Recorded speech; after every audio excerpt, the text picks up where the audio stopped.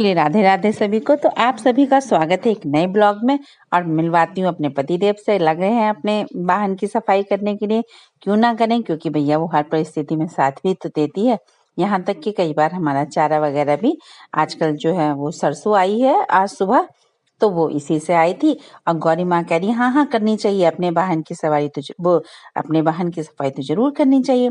और बस वो सब ये लग रही है। मैं आपको बताती हूँ कि हम जब हमारे पास हरा चारा नहीं होता तो अपनी गौ माताओं को हम कैसे भूसा खिलाते हैं। तो अक्सर आम लोग जो है वो मतलब भूसे को गीला करके और उसमें चोकर या दलिया मिलाकर करा देते हैं। लेकिन हम क्या करते हैं, हम अलसी की खल खिलाते हैं तो उन्हें रात में भिगो देते हैं 2 बाल्टियों में। और फिर उसको थोड़ा थोड़ा करके प्रत्येक के हिसाब से जितनी हमें उन्हें डाइट देनी होती है उतना हम उन पे भूस को गीला करके खल और दलिये से हम उसकी सन्नी कर देते हैं। बच्चे बड़े ही शौक से खाते हैं। मैं आपको बता दूं कि मेरा अपना अनुभव जो है, हमने मीठे सोडे का जिसे हम लोग खाने में डालते हैं उसका गौ माता के लिए या पशु की डाइट के लिए बहुत अच्छा मतलब है।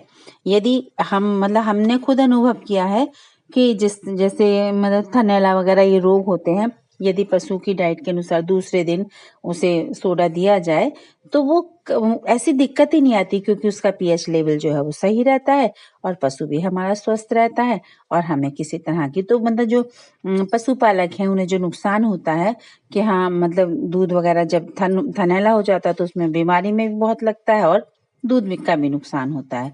तो हम लोगों को चाहिए कि हम हर प्रत्येक दूसरे दिन तो कम से कम हम सोडा दे ही। और साफ सफाई का विशेष ध्यान रखें। देखिए हमारी गौशाला कितनी क्लीन है, जबकि इतने पास पास सब ये बंध रही गौ माताएं, उसके बावजूद भी एक मक्खी मच्छर यहाँ नहीं मिल सकता। ये मतलब ऐसा नहीं है, प्रशंसा की बात नहीं है। मैं आपको मतलब हमारे यहाँ जो आते हैं लोग वो ये कहते हैं कि ऐसा भी नहीं लगता बाहर से कि ये गौशाला होगी, क्योंकि यहाँ स्मेल भी नहीं आती। वरना अक्सर मैंने देखा है कि लोगों के जहाँ पशु पलते हैं वहां से अजीब सी स्मेल आती है, लेकिन हमारे यहाँ से नहीं आती। ये समझ लीजिए कि प्रभु का आशीर्वाद समझ लीजिए, या हाँ, हम लोगों का परिश्रम समझ लीजिए कि हम लोग थोड़ा सा भी गोबर जैसे ये करती है वैसे हम लोग हैंड टू हैंड उठाते रहते हैं।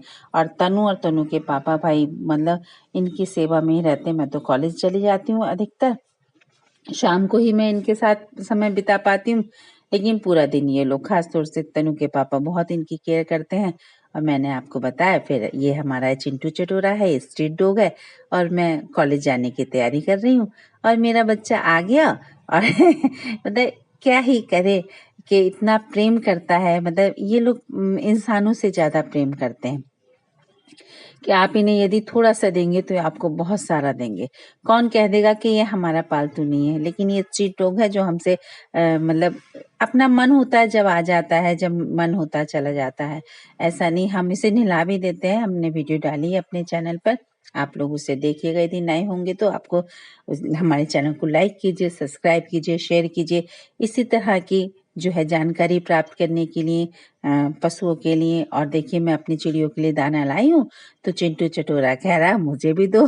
और मैंने कहा तो देख ले, मैंने उसके लिए कहा भी कि तू लेकर देख, खाकर देख, लेकिन उसने खाया नहीं और फिर अपनी दीदी के साथ कर रहा मस्ती। देखिए कितना इनोसेंट बन रहा है। तो प्लीज हमारे चैनल को लाइक कीजिए, सब्सक्राइब कीजिए, शेयर कीजिए ज्यादा से ज्यादा। क्यों? क्योंकि हमें और आपको मिलकर बनानी एक बहुत बड़ी गौशाला, स्ट्रीट डॉग के लिए सेल्टर, और जितना भी हो सकता है जिसे हम लोगों की आवश्यकता है उसके लिए हम